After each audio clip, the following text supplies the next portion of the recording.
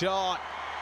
Beautiful shot for four. আইপিএলে মহেন্দ্র সিং ধোনির নেতৃত্বে চেন্নাই সুপার কিংস অংশ নিয়েছে 7 বার, যেখানে 2 বার স্পর্শ করেছে চ্যাম্পিয়ন্স ট্রফির শিরোপা। আর কুমিল্লার হয়ে মাশরাফি খেলেছেন 2 বছর, যেখানে প্রথমবার মাঝারি মানের দল নিয়েও জিতেছিলেন ট্রফি। তবে গত বছর 8 দলের মধ্যে কুমিল্লা হয়েছিল সপ্তম।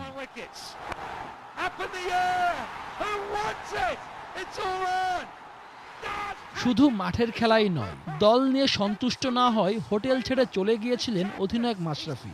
পরে টিমের সঙ্গে যোগ দিলেও সম্পর্ক খুব একটা উষ্ণ হয়নি। তারই প্রমাণ আইকন ক্রিকেটার হিসেবে তামিমকে বেছে নেওয়া। একটা যদি টিম একসাথে কাজ করে একটা ফ্যামিলির মতো, কথা কাটাকাটি হতেই পারে, অবশ্যই হতেই পারে, সব টিমেই হয়। মেবি আমরা একটু বেশি হইচই করে দেখে আমাদের টিমটা নিয়ে বেশি কথা হয়, কিন্তু উনি ছেড়ে গিয়েছিল। হ্যাঁ, অবশ্যই আমাদের মধ্যে মিসআন্ডারস্ট্যান্ডিং হতেই পারে। জাস্ট কমপ্লিটলি টিমের রিকোয়ারমেন্ট। মানে এখানে কারো নাম দেখে যদি আমি আমার পছন্দ মতো প্লেয়ার নিয়ে টিম করতাম, তাহলে মেবি 11 জনই থাকতো না। আমি তো আমার অনেক চেনা জানা অনেক কাছের মানুষজন আছে ক্রিকেটে, যাদেরকে আমি টিম করতাম।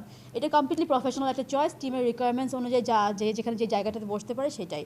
এদিকে বিপিএল আসলেই বাড়ে টাকার ঝনঝনানি। সে কারণে প্রশ্ন ওঠে ক্রিকেটাররা কত টাকা ট্যাক্স দেন। এ বিষয় নিয়ে এভাবে জানালেন নাফিজা কামাল। 30% ট্যাক্স যেটা করা আছে, কিন্তু আমার মনে হয় এটা স্ল্যাব করে দিলে ভালো হয়, যে কারণ প্লেয়ারদের সবার রেনিউমারেশন তো এক হচ্ছে না। সো ওদের ইনকাম অনুযায়ী এটা স্ল্যাব করে দিলে বেটার হয়। কিন্তু আমার বাবা এই ব্যাপারে খুবই স্ট্রিক্ট যে সবার ট্যাক্স কেটে প্লেয়ারদেরকে আনা হচ্ছে এখানে। আর আমাদের যারা লোকাল স্টাফ আছে সবাই ঠিক মতো ট্যাক্স হচ্ছে।